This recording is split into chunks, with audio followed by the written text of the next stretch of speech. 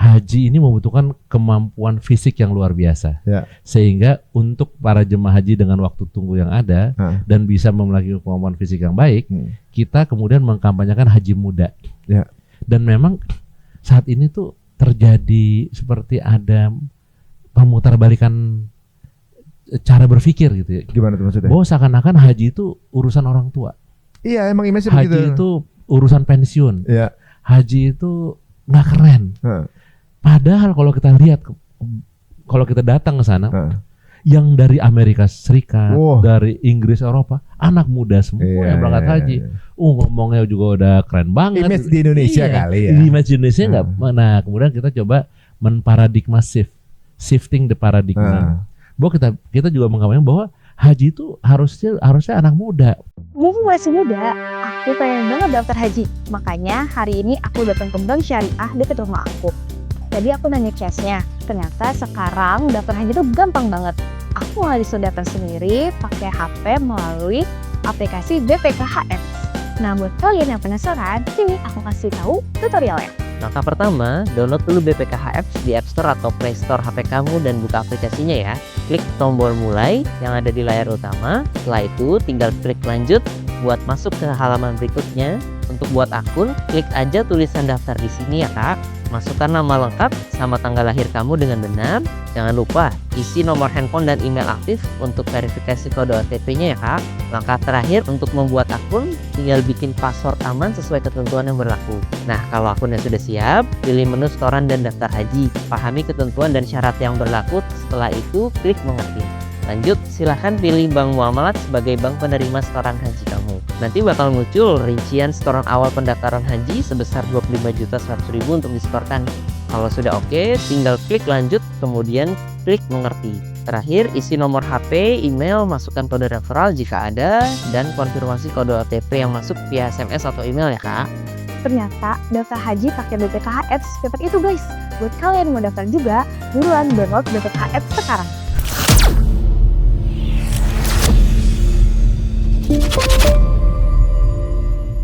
Nabung tahunan, kemudian punya miliaran duitnya untuk ngantri haji, akhirnya gagal berangkat. Mungkin gak itu terjadi? Beberapa kasus ternyata terjadi juga di Indonesia. Ada yang udah nabung, ternyata uangnya angus, gak jadi berangkat, udah nunggu lama-lama. Nah, apakah fenomena ini terjadi karena kesalahan dari si nasabah calon hajinya atau karena ketidaktahuan? Kita langsung ngobrol dengan Bapak Hari, ya Bapak Hari Alexander dari BPKH ini yang menjelaskan bagaimana cara kita nabung biar nggak berangkat terlalu tua. Gitu. Assalamualaikum warahmatullahi wabarakatuh, Pak Hari, apa kabar? Waalaikumsalam. Mas Hari. Senang ketemu Mas Hari lagi. Alhamdulillah. Pak Hari namanya Pak Hari Alexander ya. Iya. Bapak Hari mualaf ya. Iya, banyak orang dulu sering banget ngirim ini ya, Christmas card ke saya ya. Tapi sebenarnya saya memang karena dari barat, Pak. Dari Jakarta Barat. Maksudnya orang sebut kalau nggak Jawa Barat atau Sumatera Barat gitu kira. Oh, karena Sumatera Barat. Iya, kan namanya aneh-aneh kan. Gitu. Tapi berakhir besar sudah di Jakarta. Benar. Nanti tentunya juga kasus-kasus para jemaah haji yang jadi begini. Memang Indonesia itu sudah puluhan tahun menjalankan ibadah haji tentunya juga ya. Dan kasus itu bukan cuma 1, 2, pasti puluhan, ratusan bahkan. Mungkin ada ribuan kali kasus-kasus tersebut ya. Nanti juga Bapak Hari sebagai eksekutif board dari BPKH mengetahui berbagai jenis perkasusan itu, terutama di bank keuangan ya Pak ya. Betul. Nah kalau untuk orang-orang nih yang udah nabung puluhan juta nih, bukan puluhan juta, cuma miliaran ya. Iya. Miliaran ya. Kalau satu orang rata-rata nabungnya 25 untuk reguler 25 juta. Sampai $4.000 untuk haji khusus ya. Ada kemungkinan nggak berangkat itu masih mungkin. Iya. Jadi memang BPKH kita yakin bahwa digital innovation itu merupakan terobosan. Ya. Kita tahu lah dulu ada salah satu, saya kebetulan sempat belajar sebentar di Harvard Business School. Di situ memang disampaikan bahwa ada seorang profesor yang melakukan penelitian 30 tahun tentang inovatif disruption. Jadi memang disruptive innovation ini tidak akan terbendung. Sehingga memang kita juga harus merespon dengan baik. Nah, salah satu BPKH membuat digital innovation salah satunya untuk memantau follow the money. dananya ada di mana. Dan memang kita kemudian membuat BPKH Apps ya, sebuah mobile apps. Saya sebutnya supporting app ya, kita mendukung semua orang ya, walaupun beberapa pihak mengatakan super apps dan lain-lain. Jadi jemaah haji itu bisa tahu uangnya, portfolionya ada berapa dan di mana uangnya. Sehingga memang dengan ketika jemaah haji reguler datang ke bank atau jemaah haji khusus datang ke travel, ketika dia menyetor dan download BPK Apps, ternyata ada uangnya aman.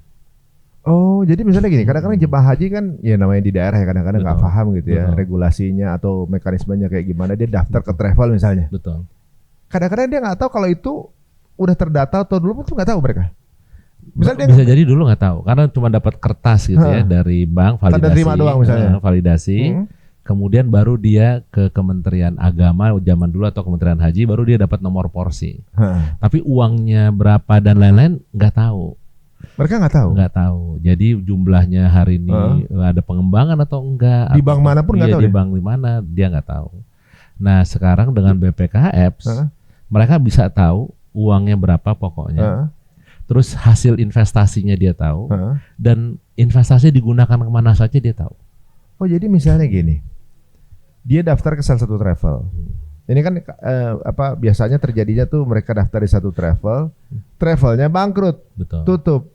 Lah nasib antriannya gimana kan begitu? Betul. Nah jadi sebenarnya di situ aman tuh. Ketika dananya sudah masuk ke BPKH dan bisa terlihat dalam BPKH Apps, maka ketika travelnya atau kita sebut PIHK ya, travelnya bangkrut atau katakan hilang gitu ya, tidak bertanggung jawab, dia aman. Dia tinggal datang ke BPKH, bahwa dananya aman. Sehingga kalaupun mau ditarik, dananya bisa dengan hasil investasinya sekaligus, atau dengan mudah sebenarnya kita bisa memindahkan ke travel lain.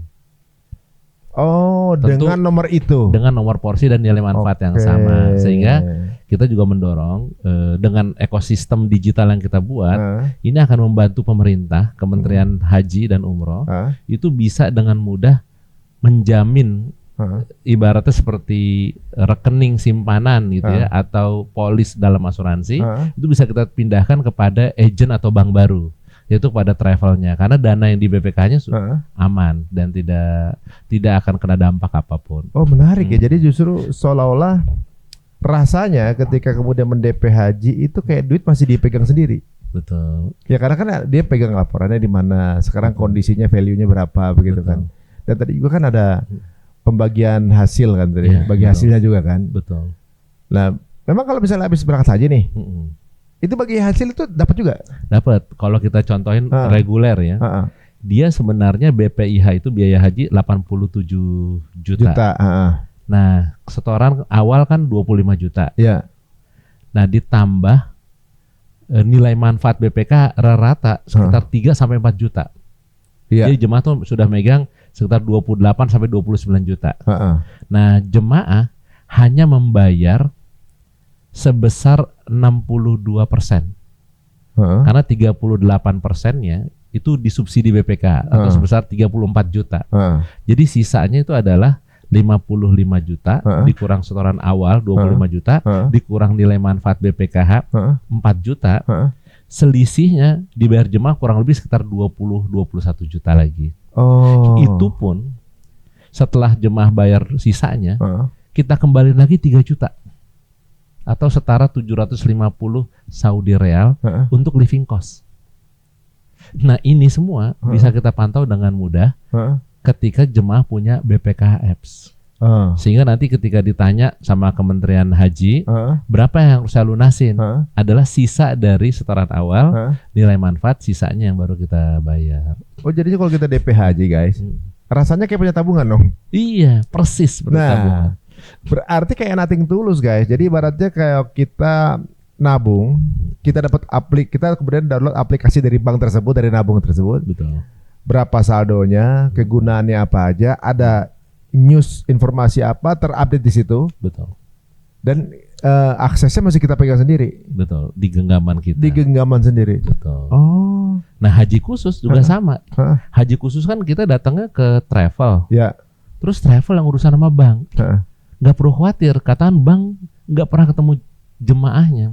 Tapi ketika nomor porsinya keluar, maka kita akan mengeluarkan nomor nilai manfaat virtual account-nya.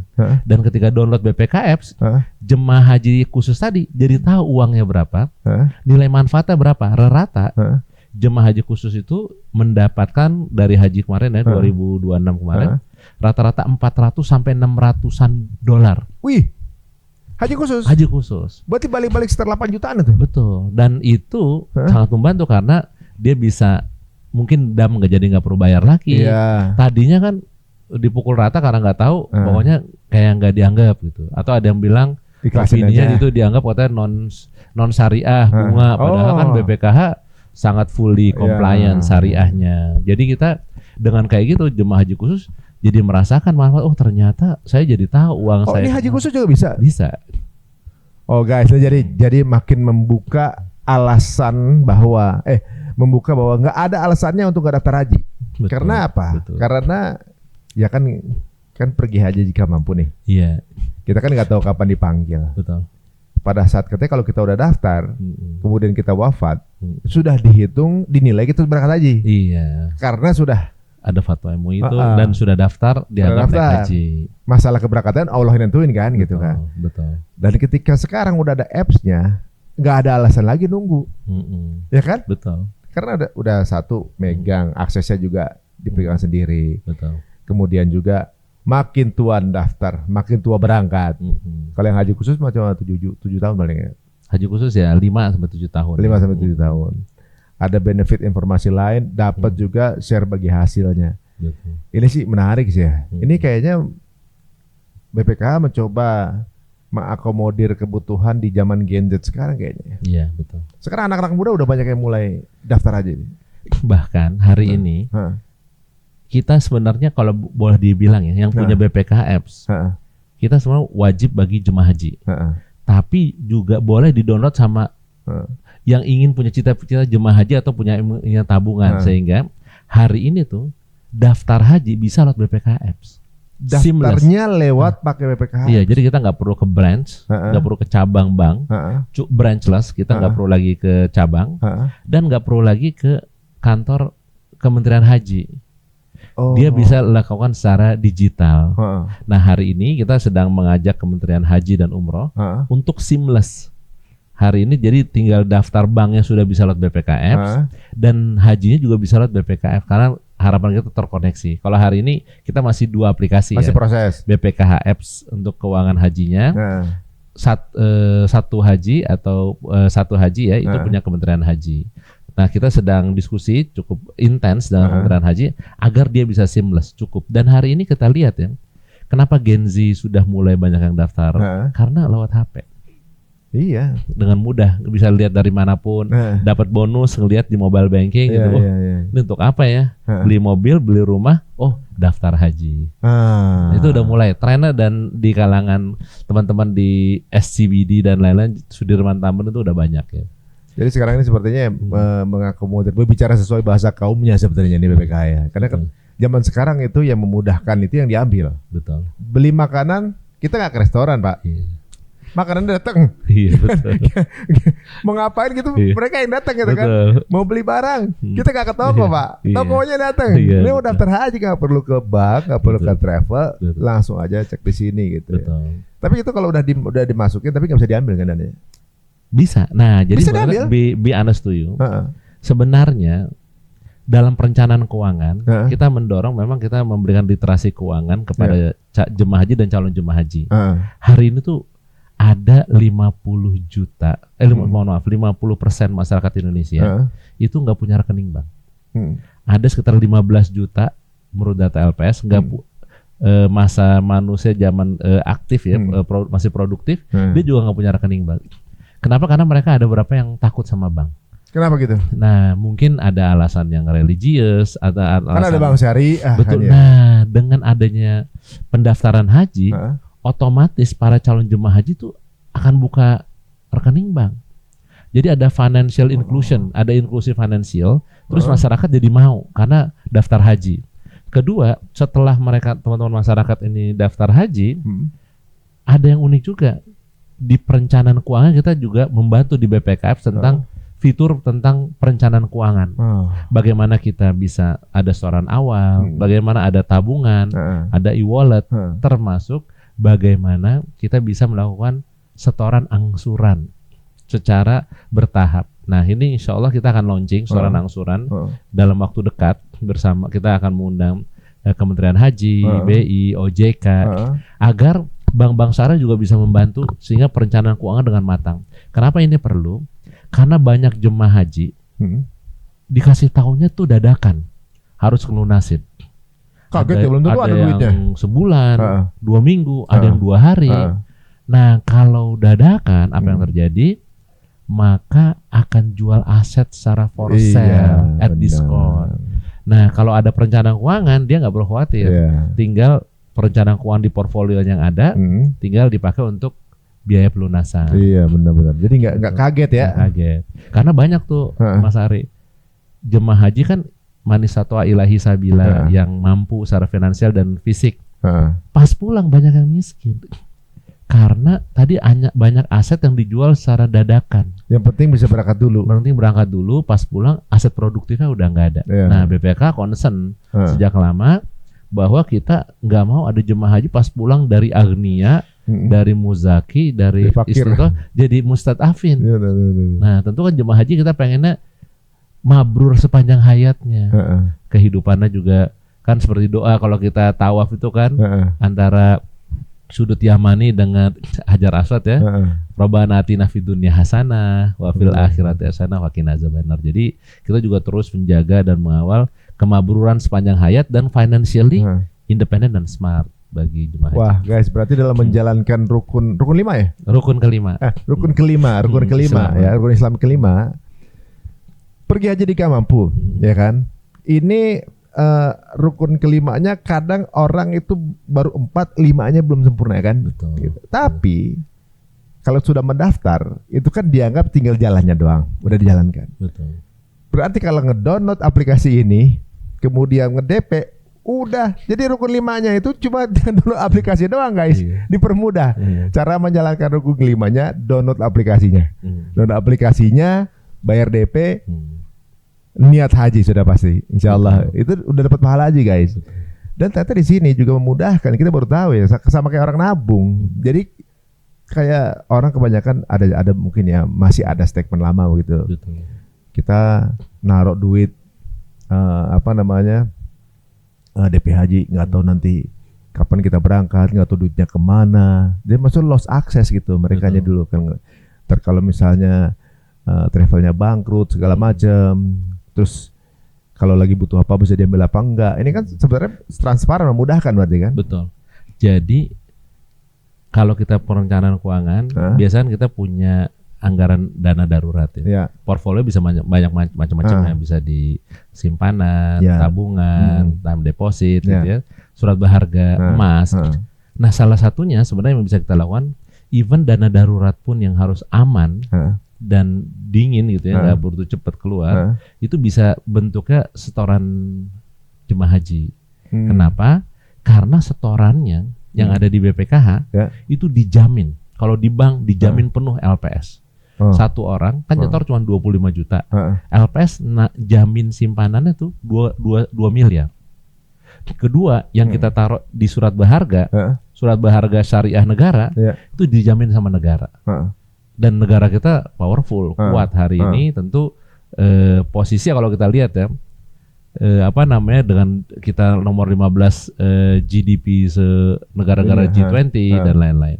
Jadi memang sangat aman, dan BPKH juga menjamin semua dana haji itu aman. Tentu kita dari sisi ini, kalaupun keuangan haji digunakan sebagai dana darurat oleh teman-teman jemaah, kalaupun ada yang darurat terjadi bisa ditarik dan aman, pokoknya aman. Bahkan kita kasih nilai manfaatnya. Tapi tentu kita berharap tidak ada yang membatalkan karena porsinya jadi hilang. Iya, sayang. Artinya itu sesuatu yang aman dan gak perlu khawatir. Bahkan bisa dianggap portfolio dari dana-dana ini, dana-dana yang aman dan bisa menjadi solusi pada saat kondisi-kondisi darurat. Sambil menunggu kita bisa berangkat. Nah kan di antara beberapa bank syariah, ini kan semua yang terlink dengan aplikasi ini kan Iya. bank syariah ya. Betul, semua bank syariah. Kita Semua. ada 32 bank syariah member. Udah 32 ya? 32. Bank syariah Indonesia udah banyak Iya, juga ya? Banyak. Oh ada yang UUS juga gitu. Iya, ada yang UUS, ada yang BUS, ya bank usaha syariah mungkin nggak banyak ya. Kalau kita kayak BSI, Muamalat, terus kalau yang UUS kan yang gede-gede ya, seperti CMB dan lain-lain. Nah kan di antara bank syariah ini ada yang ya jual emas misalnya gitu kan. Betul. Jual emas kemudian punya tabungan emas. Betul. Ini kan intinya kalau ternyata di nabung di bank tersebut dia punya tabungan emas juga misalnya. Karena yang dibutuhkan tadi digeser ke dalam tabungan ini bisa juga. Bisa. Nah hari ini kita juga sudah mengajak bank-bank syariah bekerja sama dengan kita. Kita rencananya insya Allah akan membuka tabungan gramasi emas. Jadi nanti di BPKF ini akan terkoneksi kepemilikan gramasi emas. Jadi jemaah bisa nabung bentuknya emas dengan mitra-mitra kami dan BPKH.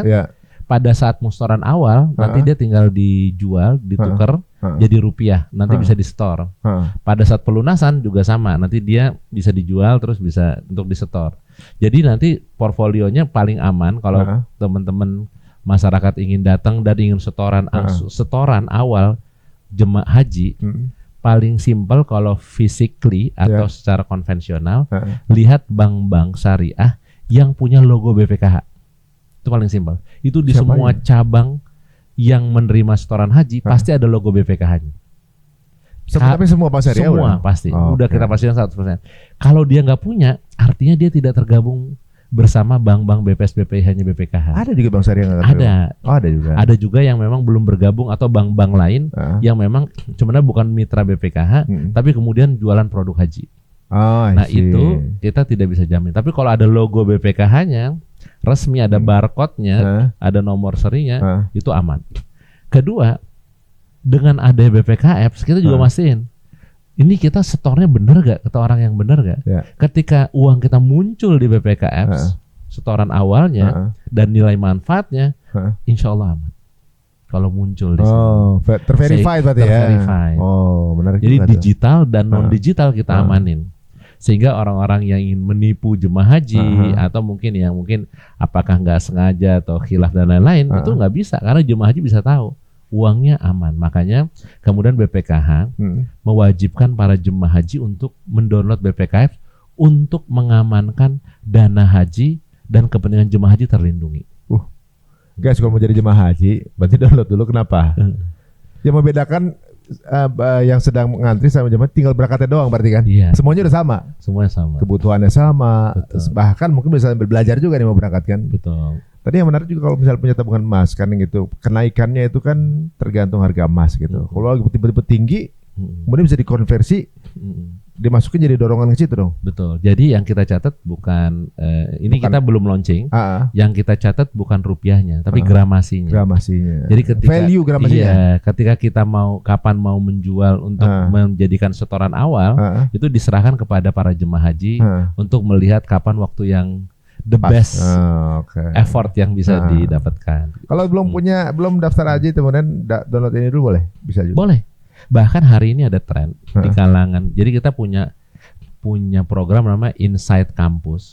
Setiap kita datang ke kampus tuh bisa 800 orang, 1000 orang ngumpul dan rata-rata tuh mereka download BPKF karena pendaftaran biasanya kita pakai BPKF. Gamesnya juga pakai BPKF. Bahkan kita ngasih souvenir termasuk bukain tabungan lewat BPKF. Jadi teman-teman bisa kita kirim uangnya lewat e-wallet lewat BPKF. Jadi memang BPKF tuh ya kita harapkan bisa to Z pelayanan jemaah haji agar jemaah haji bisa gampang, termasuk yang anak-anak muda yang ingin belajar karena di sini pertama kali mungkin. Jadi kemarin salah satu penilaian negara-negara mana yang the best Hajj performance, salah satunya yang digunakan Malaysia. Kenapa nilainya dianggap bagus? Karena dia menggunakan AI untuk membantu artificial intelligence untuk membantu pelayanan jemaah.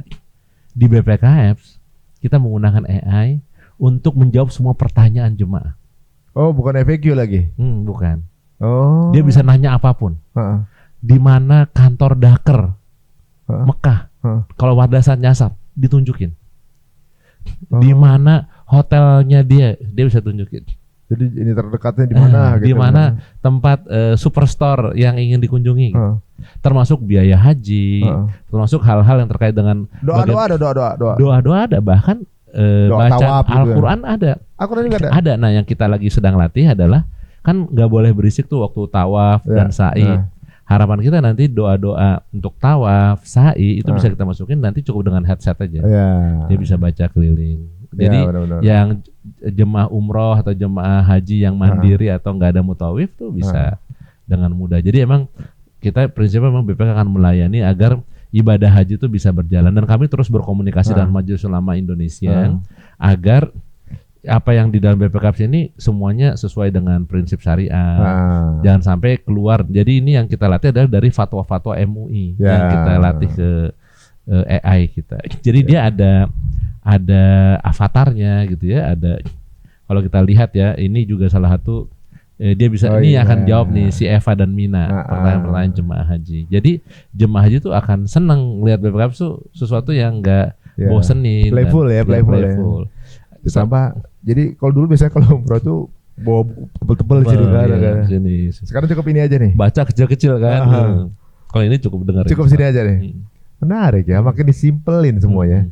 Dan sekarang kalau kita lihat nih guys, ini kan ibadah haji nih ibadah yang fisik ya. Betul. Jadi berapa ribu langkah gitu loh pokoknya. Betul. Totalnya gitu. Betul. Dan kalau makanya ya para penyelenggara itu kesulitan karena banyak jemaah itu yang datang udah sepuh. Iya, betul. Nah, bagaimana caranya supaya berangkatnya itu belum sepuh?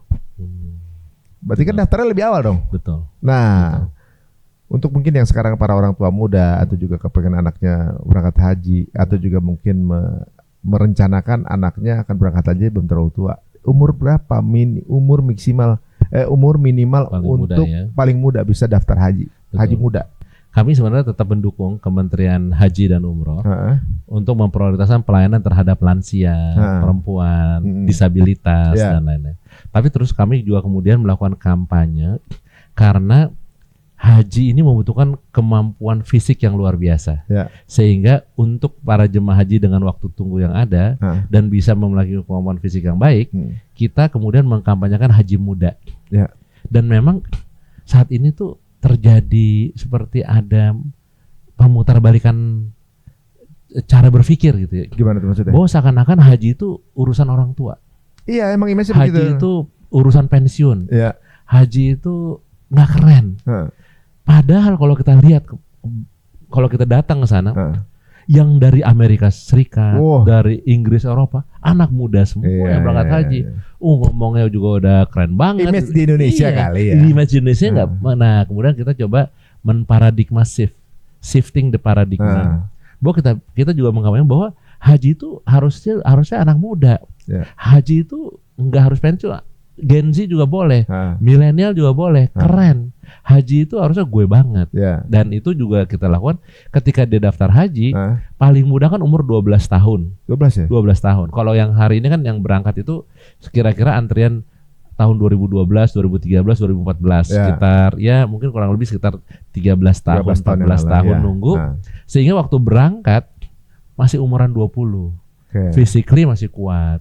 Atau kemudian kedua juga kita tahu bahwa dengan adanya yang banyak yang muda, ini yang muda juga bisa jagain bantu yang tua. Di pesawat kan ada standar manajemen resiko tuh, nggak boleh satu pesawat orang tua semua.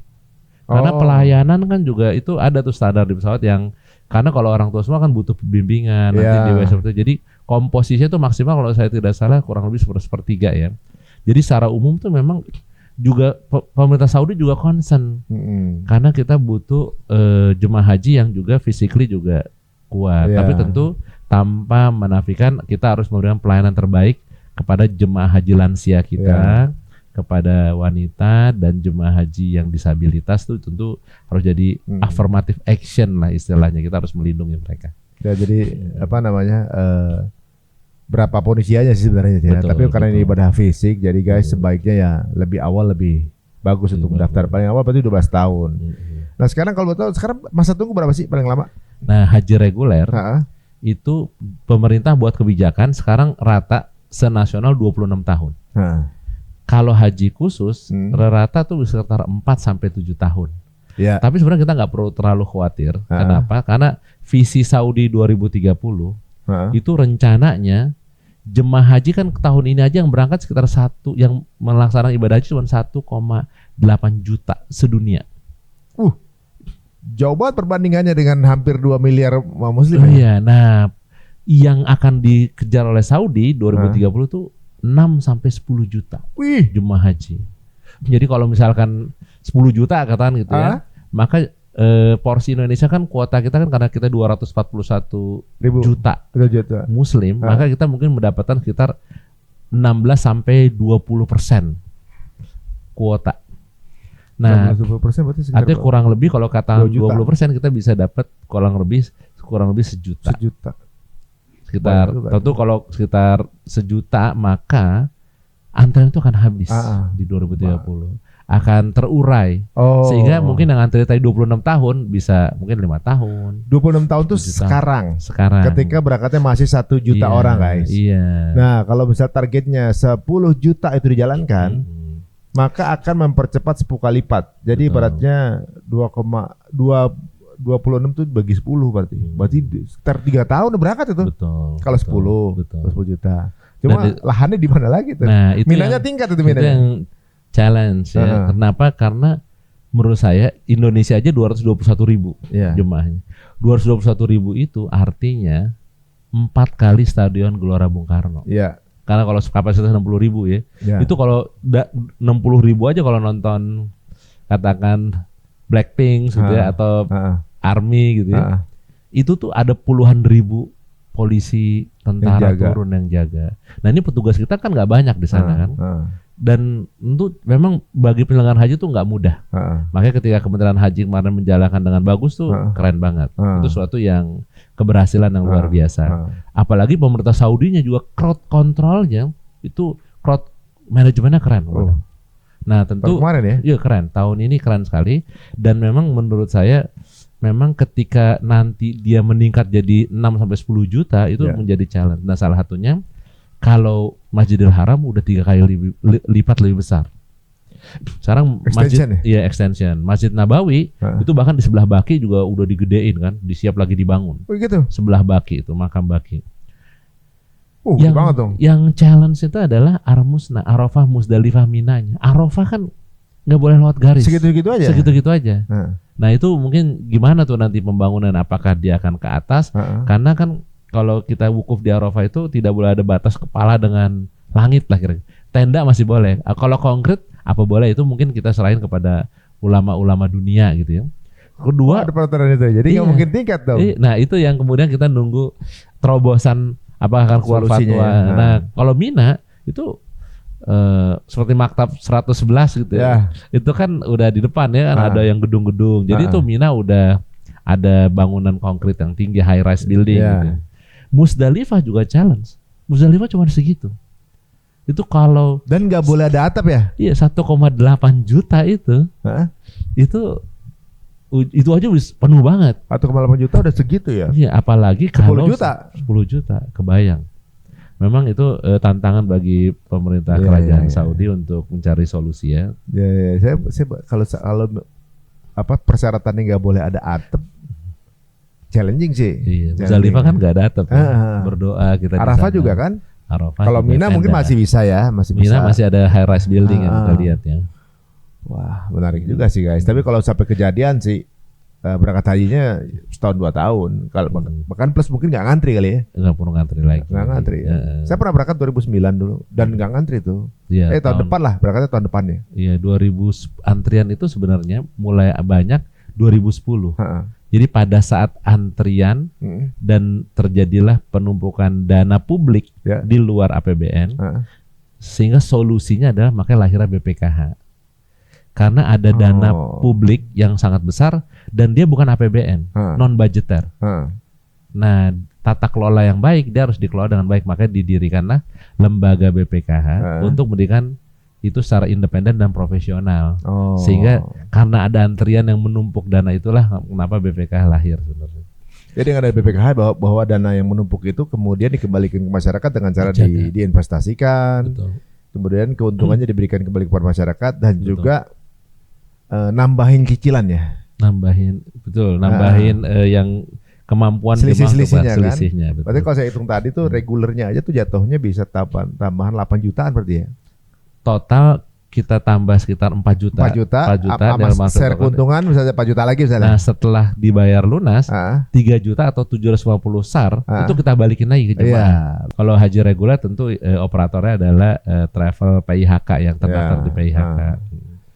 Wah, ini kalau kita lihat ya teman-teman semuanya, berarti kan bahwa untuk menjalankan ibadah yang bisa dibilang ini ibadah ultimate guys ini.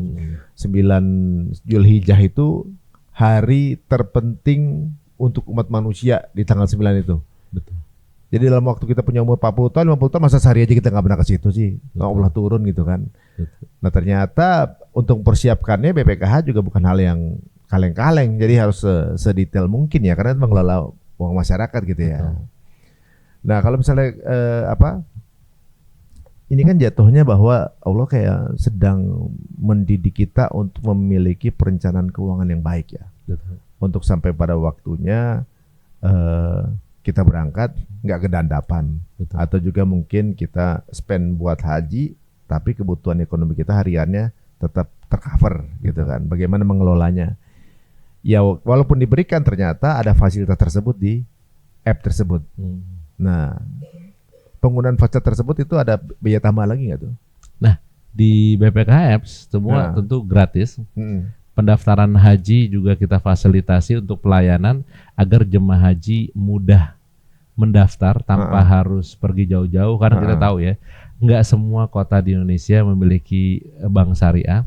Ada beberapa yang mungkin belum punya ya. Kita walaupun kita tahu ada beberapa bank punya cabang 1.300 cabang, ada yang punya kurang lebih sekitar 220, tapi mungkin nggak sebanyak bank-bank lain ya, seperti Bank Himbara kan itu di mana-mana ada. Nah sehingga calon jemaah haji yang jauh tempat tinggalnya nggak perlu jadi hambatan ketika jarak menjadi ujian pertama. Tentu sepanjang ada HP dan ada internet connection, dia sudah bisa daftar haji. Dan ini ternyata yang sudah daftar haji lewat BPK Apps sudah terjadi tidak hanya di Indonesia, Di mana? di luar negeri juga. Jadi jemaah haji orang Indonesia, warga negara Indonesia yang tinggal di Malaysia, di Hong Kong, di Taiwan, itu kalau daftar haji kan harus pulang ke Indonesia. Ya. Cetor ke bank syariah di cabang di Indonesia, terus masuk ke daftar di kantor Kementerian Haji di wilayah tempat tinggalnya. Nah, selama dia warga negara Indonesia, walaupun dia tinggal di Malaysia, dia bisa daftar secara seamless. Cukup dia pilih bank syariah mana yang jadi member BPKH, kemudian dia bisa daftar secara online juga ke Kementerian Haji. Jadi Walaupun berangkatnya pakai travelnya Malaysia itu, bisa nggak? enggak. Nah, dia kuota kan, sedihnya kita, Mas Ari, warga negara Indonesia itu nggak bisa daftar haji di Malaysia. Kenapa? Ada sekitar 2,5 juta orang Indonesia nggak bisa daftar haji karena antrian di Malaysia sendiri udah 140 tahun. Panjang banget. Jadi dia untuk naik haji tuh orang Malaysia meninggal dulu baru bisa berangkat. Saking panjangnya. Malaysia segitu? Iya, luar biasa. Ngeri banget. Sehingga orang Indonesia nggak boleh daftar di sana. Nah, kalau dia harus pulang dulu, costly. Belum biaya pesawatnya, pulangnya. Nah, dengan ada BPKF, dimanapun seluruh warga negara Indonesia bisa daftar. Orang Jepang misalnya? Sepanjang dia WNI, warga Indonesia Jepang bisa daftar. Bisa daftar ya? Bisa. Tapi kalau di Jepang, challenge-nya nggak seperti di Malaysia. Kalau kan dia nggak bisa berangkat melalui kuota Malaysia. Kalau di Jepang, kuotanya Jepang sering nggak terpakai. Sehingga bagi warga negara Indonesia yang punya permanent resident di sana, dia bisa daftar nusuk langsung. Jadi global saingannya lebih dikit lagi ya. Iya, dan antrinya bisa lebih cepat. Bisa langsung jalan itu. Bisa langsung jalan. Tapi bagi kemudian warga negara Indonesia di Jepang, ketika dia mau daftarin ibunya, dia nggak perlu pulang lagi. Dia bisa daftar ibunya pakai BPKF. Bapak ibunya di Indonesia. Dan mudah-mudahan kita bisa terus berkolaborasi dengan Kementerian Haji dan Umroh. Mungkin warga negara kita yang di luar negeri tanpa harus pulang juga berangkat ya pas mau berangkat. Mudah-mudahan bisa berangkat ketemu dari di sana. ketemu langsung di ketemu sana. di sana ya. Tapi tentu ini kewenangan Kementerian Haji dan Iya. Umroh, dan kita sangat happy untuk terus berdiskusi dengan pemerintah dan DPR untuk terus memberikan pelayanan terbaik bagi jemaah haji di seluruh dunia. Nah, misalnya ini ada anak muda nih, Mm-mm. mereka kepengen berangkat haji. Ini ada nggak sih tips dari BPKH untuk bagaimana caranya bisa mempersiapkan dana haji tanpa harus terbebani gitu? Ya. Nah, jadi kalau kita lihat ya, Gen Z ini spending terbesarnya itu banyak banget self worthy untuk diri mereka. Iya. Mereka sangat menghargai untuk jalan-jalan, healing, termasuk kafein, itu banyak banget spendingnya. Nah, kami melihat di teman-teman Gen Z dan juga milenial, spending mereka tuh bisa sampai 3 kali kopi sehari. Teman-teman Gen Z. Katakan kalau kita sepakati dengan merek apapun, katakan biar standar sederhana gitu ya, satu gelas kopi besar itu 50.000, Gen Z cukup ngurangin 1 gelas kopi aja. Bisa berangkat deh. 2 tahun udah bisa daftar haji. Dia kumpulin tuh selama 2 tahun, kurangin 1 gelas, dia udah bisa daftar. Yang kedua, kalau kita lihat perencanaan keuangannya, selama ini kita merencanakan kan if you failure to plan, you plan to failure. Nah, jadi kita emang harus merencanakan dengan baik. Nah, perencanaan itu biasanya kita cuman masukin di anak-anak muda itu, masukin untuk beli rumah, beli mobil, kan itu mubah. Haji nggak ada dia. Pas haji enggak, padahal kan hukum haji hukumnya wajib. Kalau mampu kan banyak alasannya, kan bagi yang mampu. Masa sih Indonesia nggak mampu? Ada 240 juta orang Indonesia nih Mas Ari. 245 juta yang merasa mampu hanya 2%. Masa sih? Iya. Coba bayangin. Jadi masih jauh nih. Jauh banget dibandingin Malaysia. Malaysia itu yang udah daftar haji 20% dari penduduk muslim. Masya Allah. Jauh banget kita. Nah, padahal secara ekonomi kalau kita lihat anak-anak Gen Z dan anak muda sudah banyak yang tabungannya di atas 50 juta.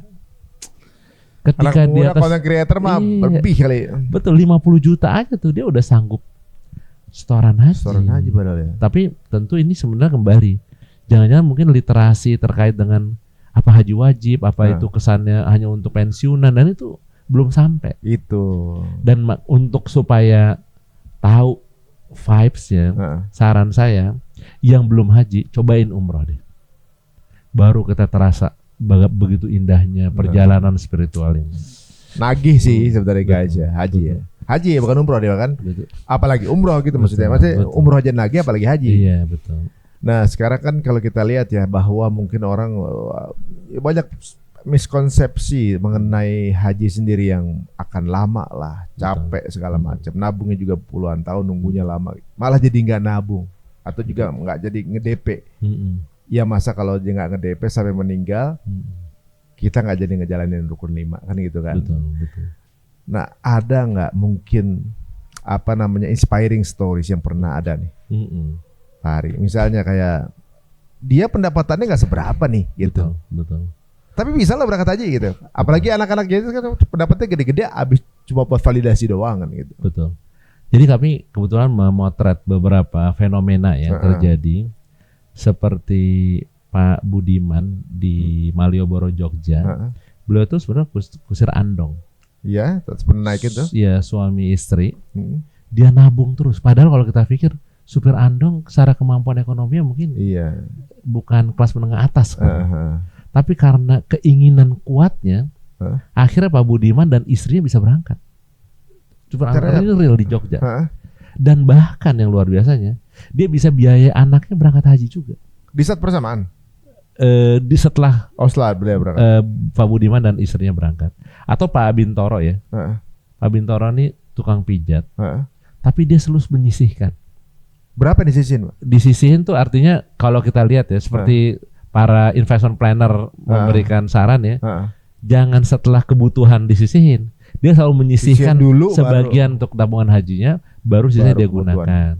Dan dia bisa berangkat. Atau ada seorang namanya Batistuta, pemain bola, yang pasti bukan pendukung Prancis ya gitu. Namanya udah Argentina banget kan. Berarti gitu. Sultan kan Iya. pemain bola Iya, dulunya. umurnya 24 tahun. Oh. Dia nggak punya uang, tapi kemudian dia lakukan perencanaan keuangan dengan semua instrumen keuangan yang dia bisa akses, akses to finance dia dapat, dia bisa daftar haji sekarang. Tapi menurut saya dengan semangat anak-anak muda sekarang, ini sebenarnya bukan barang baru. Kenapa? Karena Syekh Al-Mukarram gitu ya, Kiai Haji Hasyim Asy'ari, Ya. pendiri Nahdlatul Ulama, itu berangkat haji umur 21 tahun. Dan saya dengar dia tiap hari berangkat. Dan pulang tuh bisa membuat fenomena yang besar, Perubahan hijrah, dan bisa membangun organisasi terbesar namanya Nahdlatul Ulama.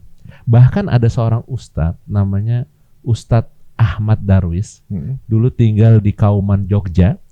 Itu pulang berangkat haji umur 16 tahun, Pak. Umur 16 tahun hijrah, kemudian apa yang terjadi? Pulang ganti nama. Jadi Kiai Haji Ahmad Dahlan. Dan mendirikan organisasi yang namanya Muhammadiyah. Sekarang menjadi organisasi nomor 4 terbesar di dunia secara aset. Artinya anak muda tuh kalau berangkat terjadi perubahan luar biasa. Pantesan saya dengar ceritanya kenapa setiap orang dari Indonesia kalau berangkat haji ada sebutan haji di depannya. Untuk ditandain sama penjajah. Ini yang pulang-pulang haji nih. Bahaya nih. Pejuang waktu itu. Biasanya yang peluang nih, yang pulang nih jadi pejuang soalnya kan gitu kan. Makanya ditandain yang pulang haji siapa aja. Disuruh jemput pakai haji. Sekarang kan buat keren-kerenan. Dulu ditandain tuh sebenarnya. Oh, ini tentunya juga kayak Bung Tomo pulang haji langsung jadi pejuang gitu. Dulu ada namanya seorang Belanda namanya Snokor Grunya. Snokor Grunya Yahudi Belanda. Terus dia tandain karena ternyata yang pulang-pulang haji ini jadi pahlawan semua, jadi pejuang. Tapi kayaknya belum ada yang semudah Torik kayaknya. 2 tahun udah berangkat. 2 bulan. 2 bulan. Keren sih, tapi Keren, itu emang mudah-mudahan bisa. Itu mindsetnya keren itu. Bisa kita tiru ya. Betul. Gitu. Nyambung aja ke situ. Tapi kayak pas Sultan Muhammad Al-Fatih juga pulang haji tuh dia ngerebut itu. Iya. Haji dulu dia baru berangkat ngerebut Konstantinopel. Dia sempurna dulu rukun Islamnya tuh. Dia rangkanya. Dia semua dapat ya, fondasinya, syahadatain, sholat, tiangnya, sampai puncak ibadahnya dia dapat. Dia menjadi Islam yang manusia yang paripurna. Siap-siap kalau dipanggil semua udah dijalankan. Betul. Begitu. Nah, ini BPKH sudah memudahkan guys.